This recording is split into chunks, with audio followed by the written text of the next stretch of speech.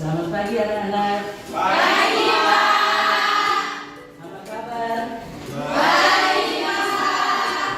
Ya, kita ketemu lagi ya anak-anak. Iya, Pak.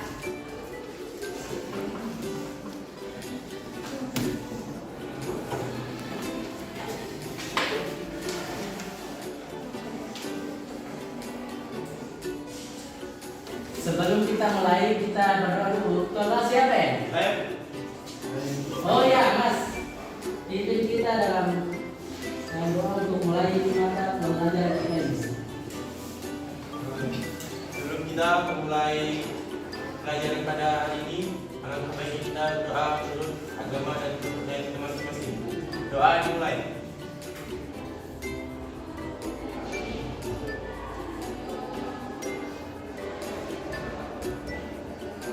Doa selesai. Oke, terima kasih Mas Rizky. Kamu ikut aja di sini. Ya Pak. Hari ini siapa yang tidak ada ya? Oh ya, kita absen dulu ya anak-anak. Iya, Pak. Indah, Hadir, Pak. ya. Jeges, Hadir, Pak. Tio, Hadir, Pak. Rizky, Saya Pak. Violita, ya maaf ya Mbak, Violita. Sakit, Pak. Oh sakit, ya. Mohon Pak, Hadir, Pak. Nur Baiti. Hadir.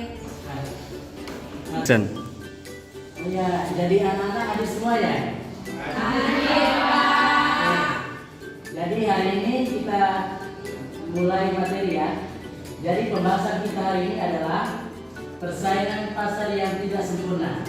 Sebelum kita lanjut, mungkin dari murid-murid ya, kepada anak-anak, mungkin sudah tahu mengenai pasar yang tidak sempurna. Di sini ada yang tahu anak-anak? Ya, anak, silakan. Menurut saya pasar persaingan tidak sempurna itu yaitu kondisi pasar yang pedagangnya lebih sedikit dibandingkan pembeli. Ya betul. Ada yang lain? Saya Pak, Oh ya. menurut saya Pak, pasar yang tidak sempurna itu merupakan struktur pasar dalam dunia perekonomian. Pasar ini tercipta karena pasar yang sempurna tidak berjalan dengan baik. Ya betul juga. Ada yang lain lagi? Saya Pak, Ya. Menurut saya, pasar persaingan tidak sempurna adalah di mana pasar ini kebalikan dari pasar persaingan sempurna yang terdiri atas sedikit penjual dan banyak pembeli. Ya, jadi jawaban dari anak-anak semua itu bisa benar.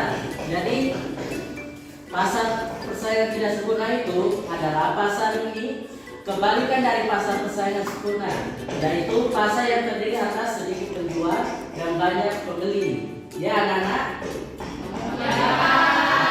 Pada pasar ini penjual dapat menentukan harga barang. Jadi barang yang diperjualbelikan jenisnya heterogen. Jadi heterogen itu berbagai jenis ya anak-anak.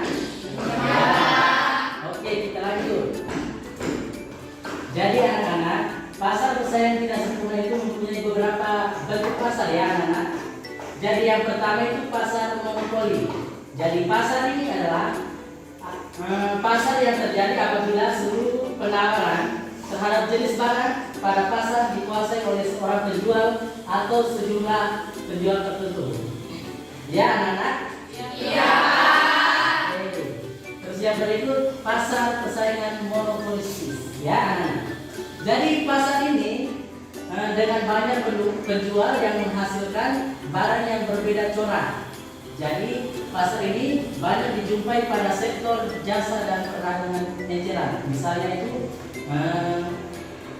contohnya itu jasa salon, toko apotik atau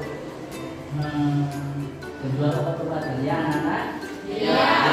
Jadi biasa musim pesta itu pasti anak-anak yang khususnya cewek itu biasa di salon mau tarik rambut lah, alis mata ditebalkan. Itu adalah salah satu contoh pasar monopolistis. Ya anak-anak? Iya. Anak-anak kita semua ya. Tadi pas suka apa? Ya. Oke lanjut. Yang ketiga, yang terakhir pasar monopoli. Jadi pasar ini adalah pasar yang hanya terdiri atas beberapa penjual untuk suatu barang tersebut tertentu. Jadi sehingga antara penjual yang yang satu dengan yang lain bisa menentukan harga. Jadi contohnya itu anak-anak kita lihat dalam kehidupan sehari-hari itu adalah penjualan usaha jual motor, mobil, dan perusahaan semen. Jadi pasar ini terdiri atas beberapa penjual untuk barang tertentu. Atau anak-anak di sini waktu di penjual kan ada yang jual sangat besar di perusahaan semen. Dan tidak kan itu adalah salah satu contoh pasar monopolis. Ya anak-anak sudah mengerti sampai di sini? Ya lanjut ya anak-anak. Masih semangat? Memang anak-anak sampai terlalu semangat ya. Jadi kita masuk materi yang berikut adalah peran pemerintah dalam mengatur pasar tidak sempurna untuk menghindari pelayanan kasus kekuasaan pasar. Ya anak-anak. Jadi peran pemerintah dalam mengatur pasar yang tidak sempurna itu dapat saling untuk memastikan adanya efisiensi dan kesejahteraan ekonomi yang optimal. Jadi di sini berikut ini adalah beberapa peran pemerintah dalam mengatur pasar yang tidak sempurna. Yang pertama anak-anak, pemerintah mengatur dan melindungi persaingan. Jadi pemerintah dapat mengadopsi kebijakan dan regulasi untuk mencegah monopoli atau monopoli yang dapat menghambat persaingan yang tidak sempurna. Ya anak-anak, hal ini dapat dilakukan pemerintah melalui pengawasan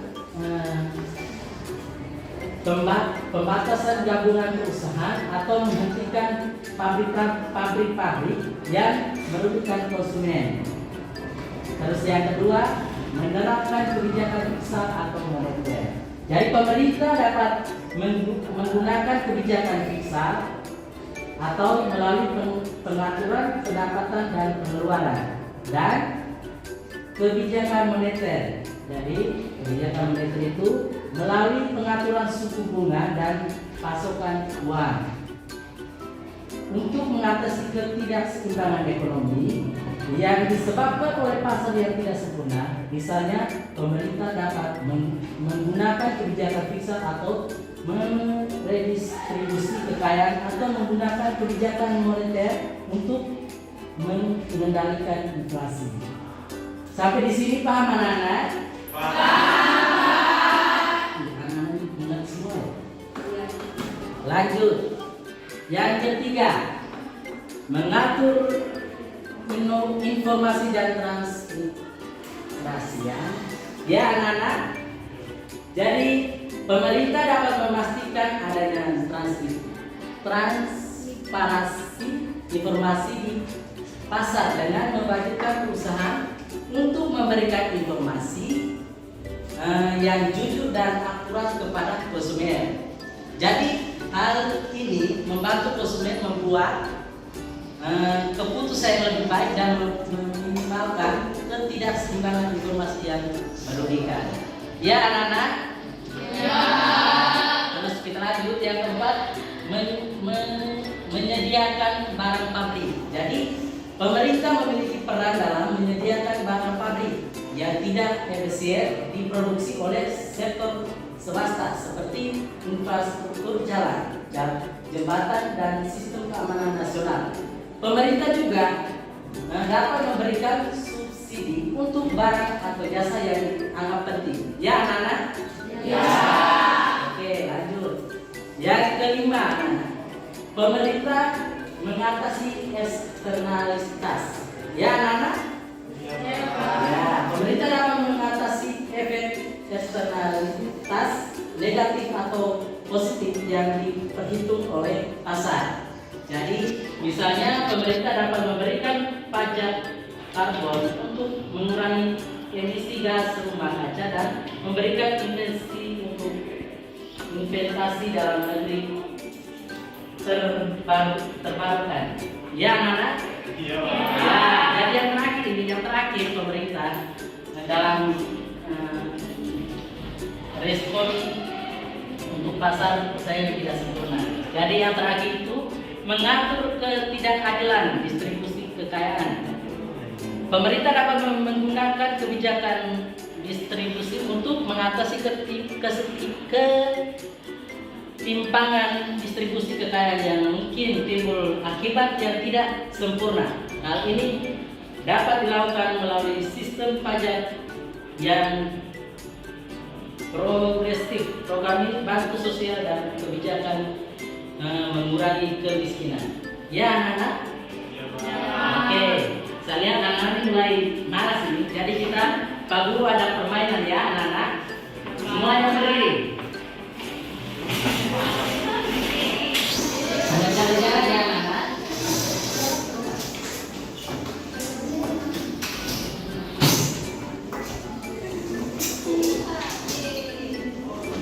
Jadi permainannya sudah mengerti ya? Mungkin minggu lalu kita sudah belajar itu.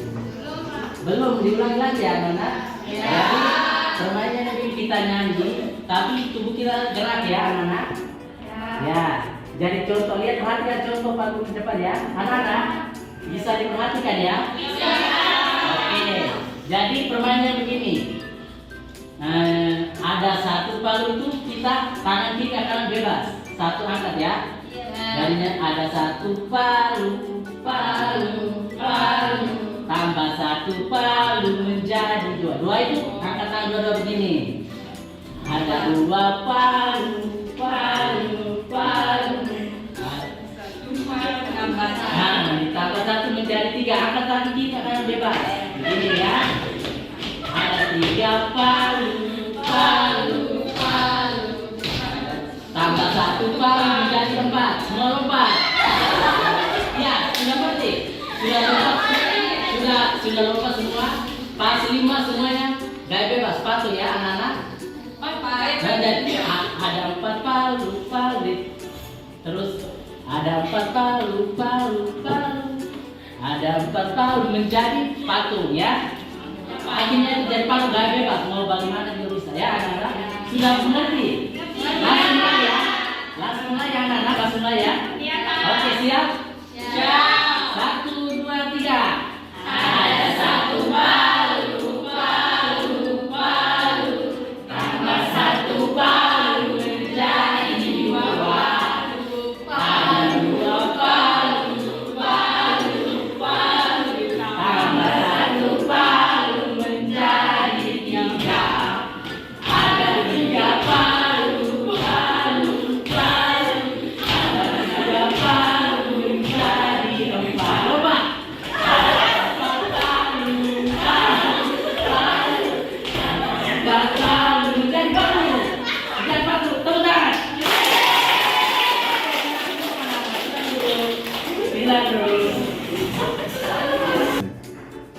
Ya, jadi anak-anak, sekarang kita masuk di diskusi kelompok ya anak-anak. Ya, jadi Pak bagi cuma 2 kelompok saja. Saya lihat siswanya cukup 2 kelompok saja ya. Bisa? Bisa. Jadi intinya begini. 1, 2, 1, 2. Bisa? Bisa. Oke, itu mulai dari Mbak. Silakan. 1, 2, 1, 2.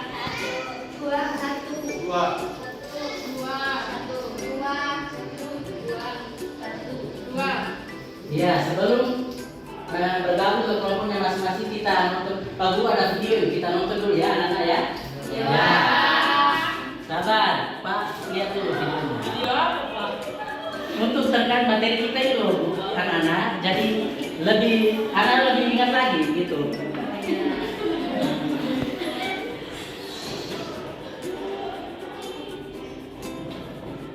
Sabar ya anak-anak, Pak lagi cari nih, masalahnya video banyak sih.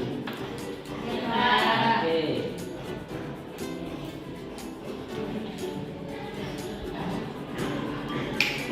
Nah, anak-anak perhatikan sini ya, sabar Pak. Sabar, Pak kasih volume karena supaya yang di belakang anak yang di belakang bisa dengar.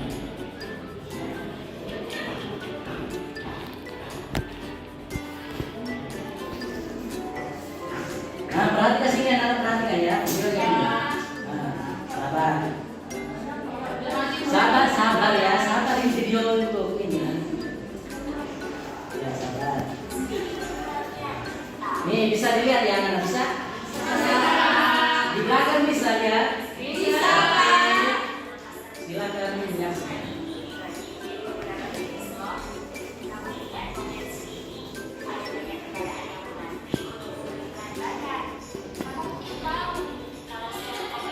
Sementara pikir ya, nanti soal yang keluar. Ya, anak-anak?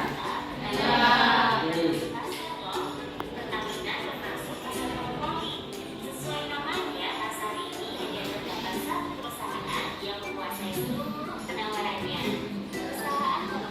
Hayati penjelasannya ya anak-anak. Nanti diskusi kelompok ini. Ingat ya.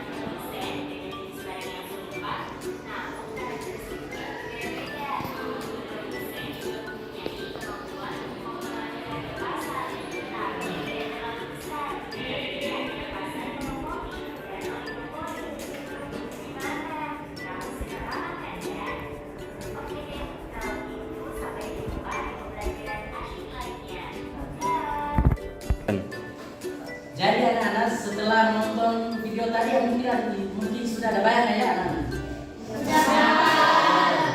Jadi sekarang anak-anak pindah sesuai dengan nomor kelompoknya ya. Ya, sekarang sudah ya anak-anak. Diam-diam anak-anak. Jangan tertib ya anak-anak.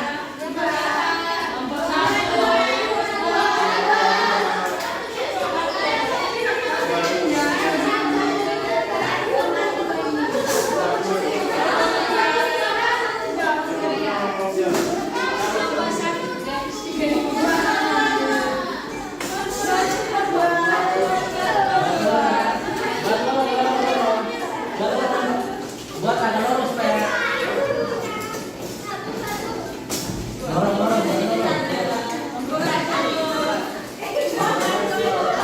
Sudah anak-anak sudah dapat kelompoknya.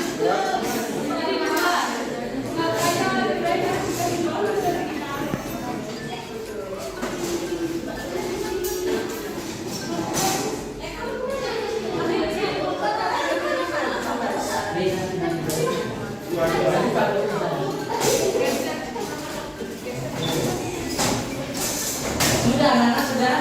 Oke, kalau sudah perhatikan depan anak-anak. Kalau sudah perhatikan depan. Anak-anak. Kalau sudah perhatikan depan ya.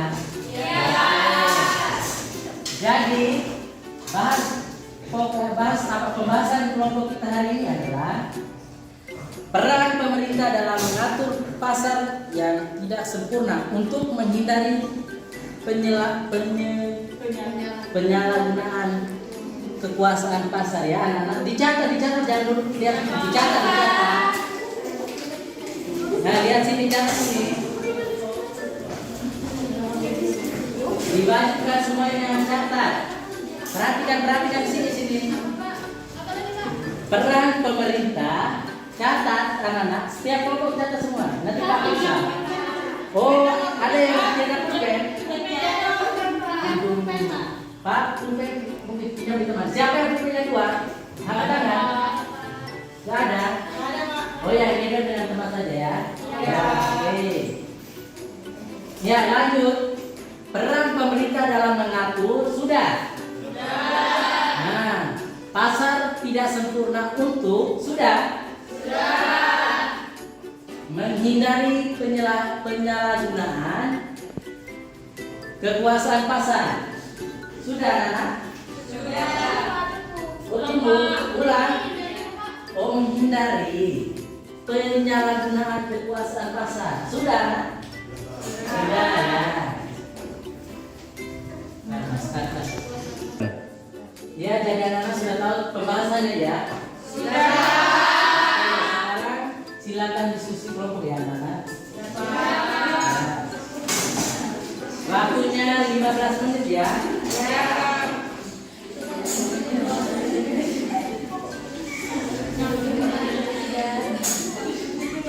Jadi gini.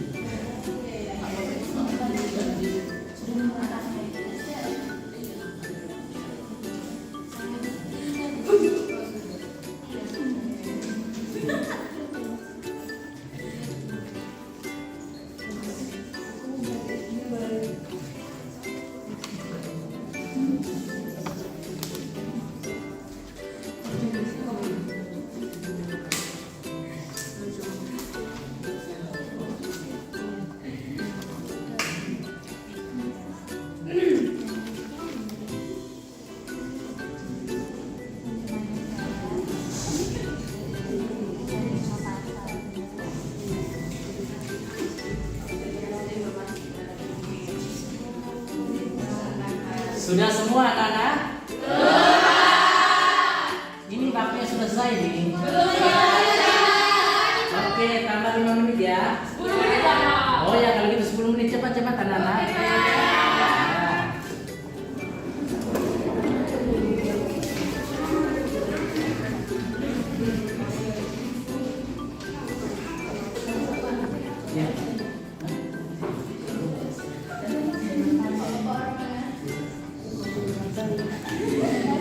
Ya, ini pasar ini ya, ada kami gitu. Ya, kelompok di sini sudah, Ada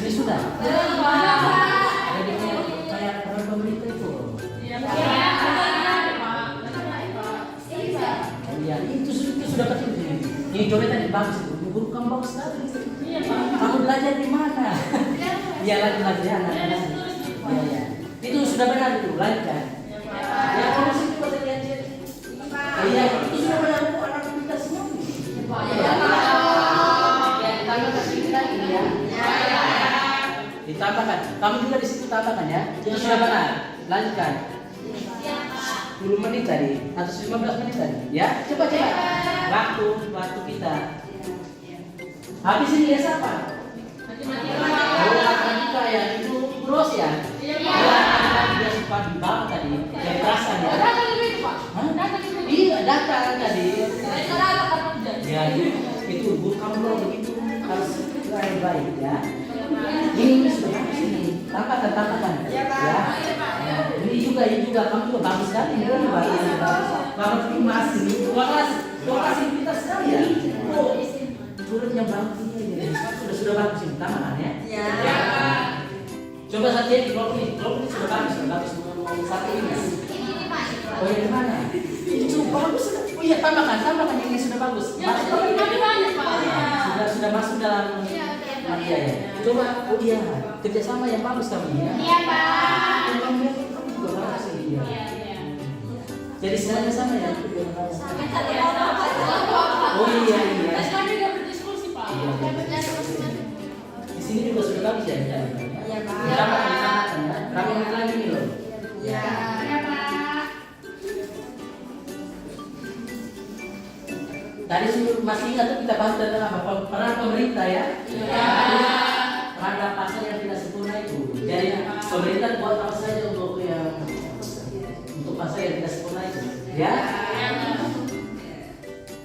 Di sini sudah tambah ke situ. Tinggal satu itu. Iya. Nah. Jadi sudah semua ya anak-anak? Sudah, Pak. Dari kelompok siapa yang belum maju? Sudah.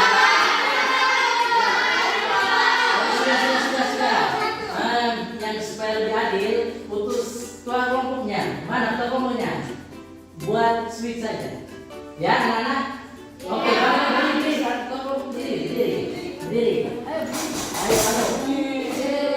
Ayo.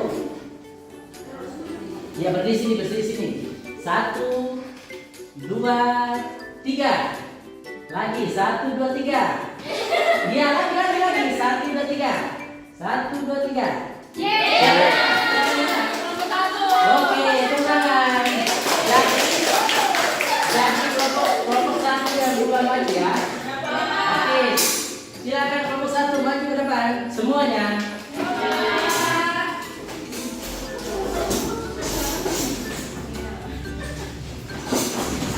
Ayo semangat.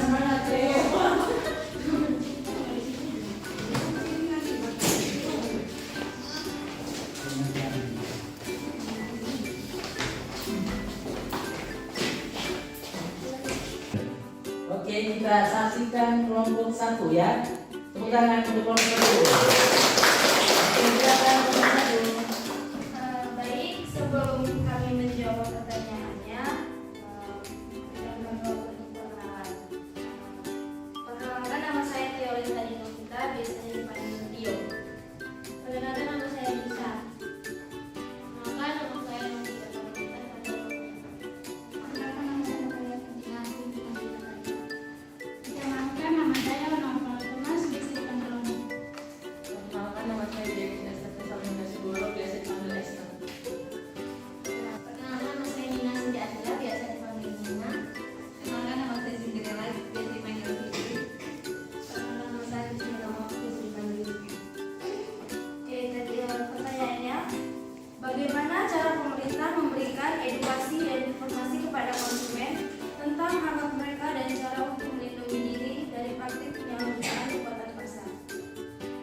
Menurut kami, pemerintah memiliki peran penting dalam memberikan edukasi dan informasi kepada konsumen tentang hak mereka dan cara melindungi diri dari praktik penyalahgunaan kekuasaan pasar. Berikut beberapa cara yang dapat dilakukan oleh pemerintah ialah yang pertama, kampanye pendidikan.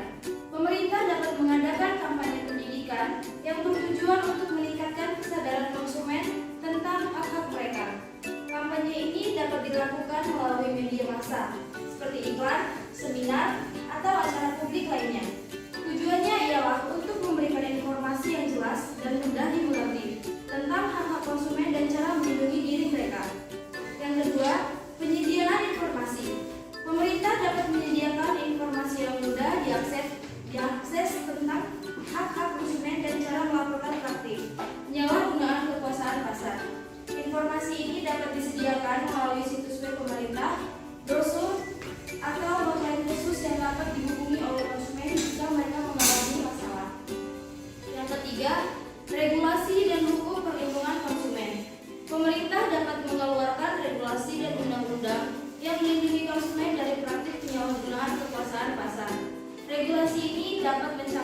ketentuan tentang harga, kualitas produk, layanan pelanggan, dan hak konsumen lainnya.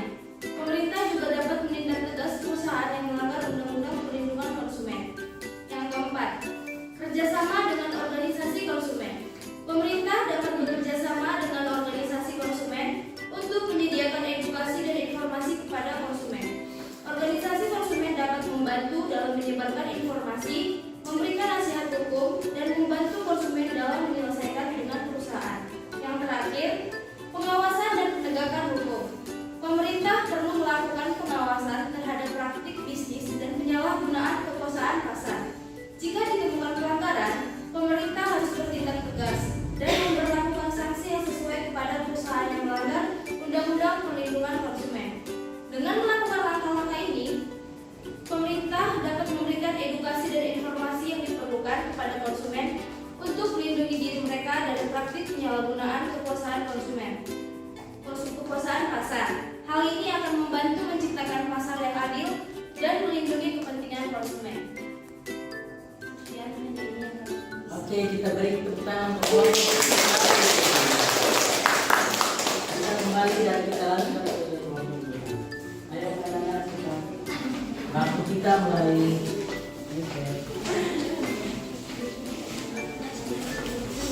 Yang berikut kelompok 2. Kita tepuk tangan untuk kelompok dulu.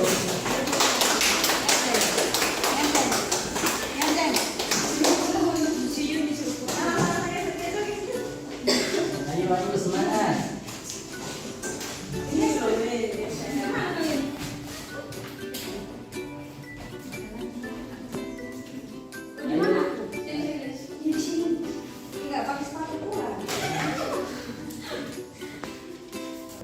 Baik, kami dari nomor 2. Perkenalkan, nama saya Wani, biasa dipanggil Wini, dan teman saya. Perkenalkan, nama saya Sayu Wulandari, bisa dipanggil Nisa. Perkenalkan, nama saya Yudita, bisa dipanggil Rio. Perkenalkan, nama saya Desi Natalia, biasa dipanggil Desi. Perkenalkan, nama saya Wanda Kamina, bisa dipanggil Ida. Perkenalkan, nama saya Roberti, bisa dipanggil Nur. Perkenalkan, nama saya Desi Natalia, biasa dipanggil Desi. Perkenalkan, nama saya Indah Setio, bisa dipanggil Ida. Perkenalkan, nama saya Rizky Adika, biasa dipanggil Rizky. Baik, dari kelompok kami hasil diskusi yang pertanyaan peran pemerintah dalam mengatur pasar tidak sempurna untuk menghadapi penyalahgunaan kekuasaan pasar, yaitu untuk memberikan edukasi dan informasi pada konsumen tentang hak mereka dan cara melindungi diri dari praktik penyalahgunaan kekuasaan pasar. Pemerintah dapat mengadopsi beberapa strategi. Yang pertama yaitu pembentukan lembaga perlindungan konsumen. Pemerintah ini dapat membentuk atau memperkuat lembaga perlindungan konsumen yang bertugas untuk memberikan informasi, nasihat, dan bantuan hukum kepada konsumen. Yang kedua, penyediaan sumber daya online, yaitu pemerintah dapat menyediakan sumber daya online seperti situs web atau aplikasi yang berisi informasi tentang hak-hak konsumen, prosedur pengaduan, dan contoh praktik yang melanggar hukum. Yang ketiga yaitu pelaksanaan Undang-Undang Perlindungan Konsumen. Pemerintah harus memastikan bahwa Undang-Undang Perlindungan Konsumen yang ada ditegakkan dengan baik, melibatkan penegakan hukum terhadap pelanggaran yang dilakukan oleh perusahaan atau individu yang menggunakan kekuasaan pasar. Yang keempat yaitu kerjasama dengan asosiasi konsumen. Pemerintah ini dapat menjalin kerjasama dengan konsumen, asosiasi konsumen, atau kelompok advokasi konsumen untuk meningkatkan informasi dan edukasi konsumen. Melalui kerjasama ini, pemerintah dapat mengadakan diskusi, pertemuan, atau forum terbuka untuk mendengarkan masalah konsumen dan memberikan informasi yang relevan. Yang terakhir atau yang kelima yaitu laporan dan pengaduan konsumen. Pemerintah dapat mendorong konsumen untuk melaporkan praktik penyalahgunaan kekuasaan pasar dan memberikan saluran yang mudah untuk mengajukan pengaduan. Pengaduan ini bagus untuk mengajukan pengaduan harus ditangani dengan cepat dan transparan sehingga konsumen merasa didengar dan mendapatkan keadilan. Sekian dari kelompok 2 yang saya sampaikan. Ya, kita berikan aplaus untuk kelompok 2. Oke, silakan kembali ke tempatnya.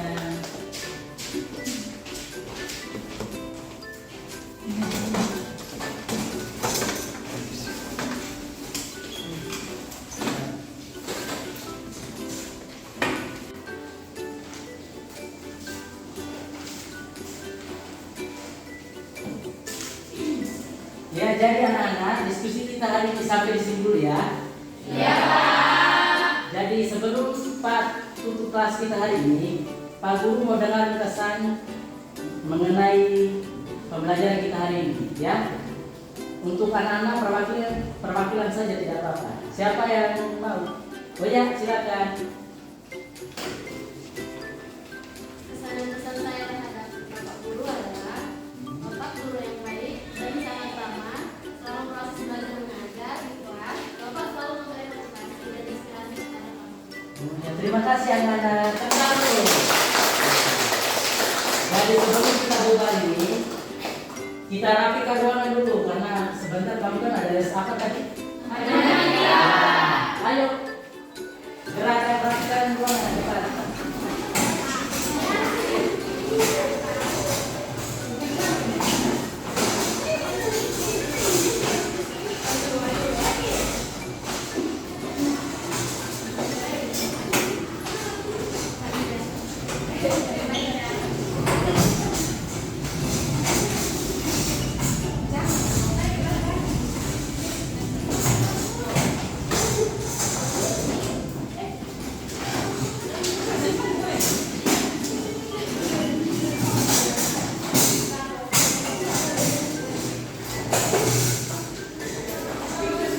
Sudah rapi anak-anak? Oke. Sebelum kita pulang atau pergantian les kita berdoa dulu ya. Ketua kelas yang mana tadi? Ya, pimpin doa untuk penutupan pembelajaran kita hari ini. Sebelum kita mengakhiri mata pelajaran kita, alangkah baiknya kita berdoa menurut agama dan kepercayaan kita masing-masing. Doa dimulai.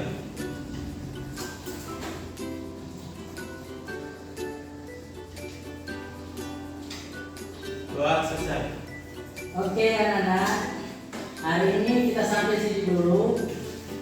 Sebelum Pak keluar, mungkin tadi pembelajaran Pak ada kesalahan atau kata yang kurang berkenan kepada anak-anak, jangan dibawa pulang ya. Iya.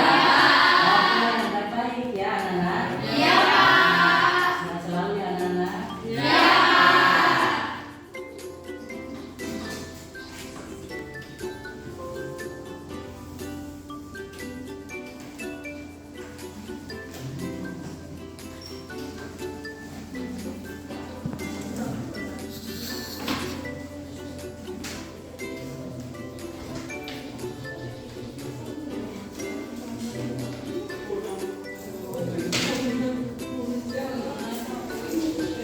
Jangan kemana-mana lagi anak-anak. Ibu matematika itu di bawah itu. Iya, Pak. Nah, harus tenang dalam ruangan ya anak-anak. Iya, Pak.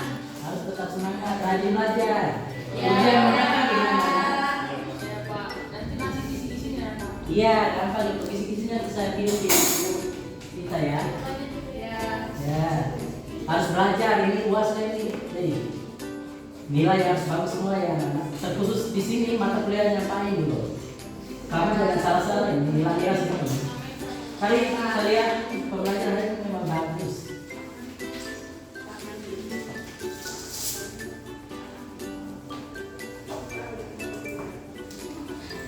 Sekali lagi jangan kemana-mana, ibu rosnya di bawah. Iya, Pak.